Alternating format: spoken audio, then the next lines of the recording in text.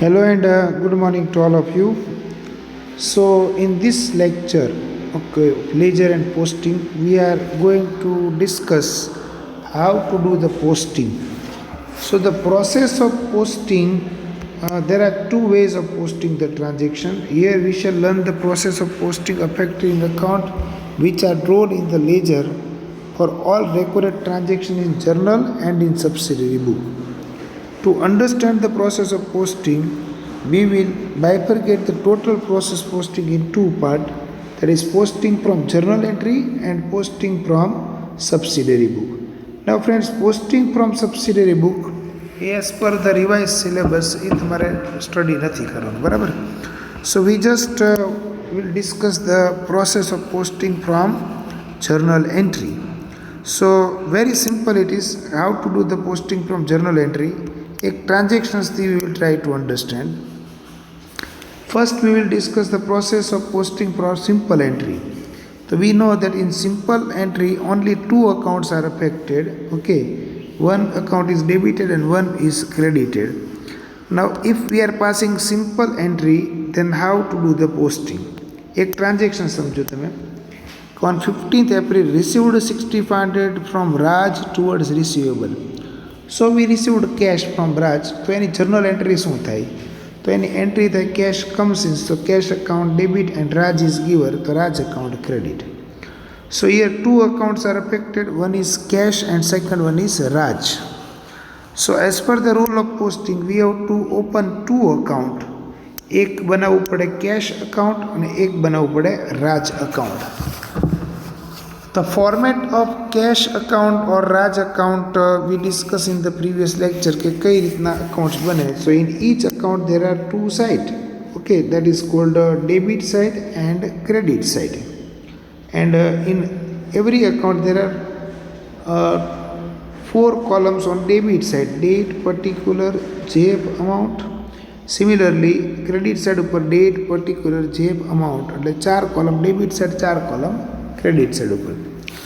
Posting કઈ રીતના થાય? તો if account is debited, posting is done on debit side. If account is credited, posting is done on credit side. તો એ પહેલી વસ્તુ સમજો. તો કેશ અકાઉન્ટ જે છે ડેબિટ થયું, તમે જુઓ તો કેશ અકાઉન્ટમાં પોસ્ટિંગ ડેબિટ સાઈડ ઉપર થાય. રાજ અકાઉન્ટ ક્રેડિટ થયું તો રાજ અકાઉન્ટમાં posting is done on credit side. આ સૌથી પહેલો કન્સેપ્ટ. હવે કેશ ઇઝ ડેબિટેડ, તો કેશ અકાઉન્ટમાં ડેબિટ સાઈડ ઉપર તમે જુઓ ટુ રાજ, જે ઓપોઝિટ અકાઉન્ટ હોય લખવાનું, અમાઉન્ટ 6500. સિમિલરલી રાજ અકાઉન્ટ ક્રેડિટ થયું તો રાજ અકાઉન્ટમાં ક્રેડિટ સાઈડ ઓપોઝિટ અકાઉન્ટ કયું હતું કે કેશ, તો બાય કેશ કરીને 6500 ક્રેડિટ લખવાનું. તો કન્ક્લુઝન શું થયું કે cash account is debited and Raj account is credited. So this is how the posting from simple journal entry is made. Okay, એક નાનું એક એક્ઝામ્પલથી આપણે સમજીએ. So example number 1, in the books of Shri Harnish write journal entries for the following transactions and draw necessary account and post them in ledger. So પહેલાં તમારે શું કરવું પડે? જર્નલના રિવિઝન્સ પ્રમાણે આ બધા ટ્રાન્ઝેક્શન્સ જે આપ્યા એની એન્ટ્રીઝ પાસ કરવી પડે. ઓકે, એન્ટ્રીઝ તમે ચેક કરજો. જો ગુડ્સ 4500 પરચેસ ફ્રોમ ફોરમ, તો purchase account debit two forum account. brought additional capital, તો cash comes in, તો cash account debit to capital account. You can check the entry. Paid 5000 to Awadh, so Awadh is a receiver, so Awadh account debit to cash account because cash goes out. Number 6, goods of 20,000 sold at 20% profit. આવું જ્યારે transactions હોય તો એમાં પહેલાં 20% એટલે profit add કરો 4000, તો 24,000 એની MRP આવી, એમાં 10% ડિસ્કાઉન્ટ માઇનસ કરો તો 21,600માં આપણે સેલ કર્યું કહેવાય. બરાબર, કોને સેલ કર્યું? સનીને. તો you can check the entry. Sunny account debit to sales account and amount is 21,600. બરાબર. 8, deposited 11,000 in bank, so bank is receiver, so bank account debit to cash goes out, so to cash account credit. 9, furniture of 3,200 is purchased from Maruti Furniture Mart. So furniture comes in and Maruti Furniture Mart is giver. So entry you can check furniture account debit to Maruti Furniture Mart account. And last one, 4500 rupees paid from business for household expense. We know that household expense is a personal expense. So drawings account debit to cash account.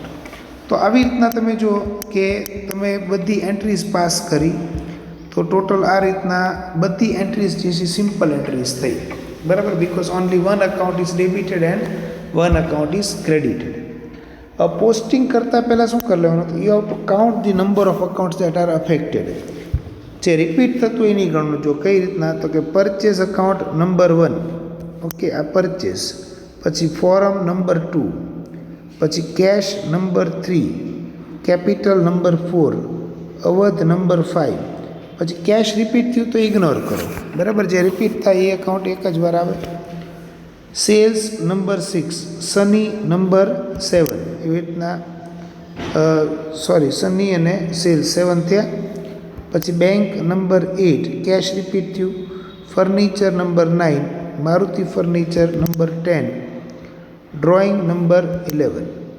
તો આવી રીતના total 11 cache repeat થયું તો એની ગણવાનું.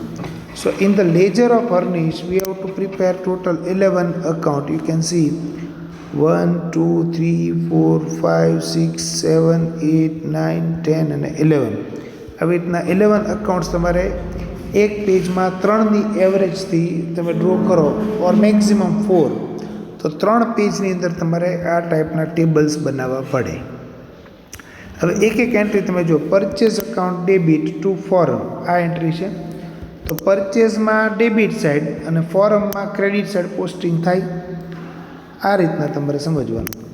તો અહીંયા check કરો, purchase અકાઉન્ટમાં ડેબિટ સાઈડ જો ટુ ફોરમ આવ્યું 45,000. સિમિલરલી તમે ફોરમ અકાઉન્ટ્સ બનાવ્યું હોય તો એમાં ક્રેડિટ સાઈડ ઉપર બાય પરચેઝ અકાઉન્ટ, એવી રીતના એક એન્ટ્રીનું પોસ્ટિંગ થયું કહેવાય, બરાબર. પરચેઝ ડેબિટ અને ફોરમ ક્રેડિટ. પછી સેકન્ડ એન્ટ્રી હતી કેશ ડેબિટ ટુ કેપિટલ.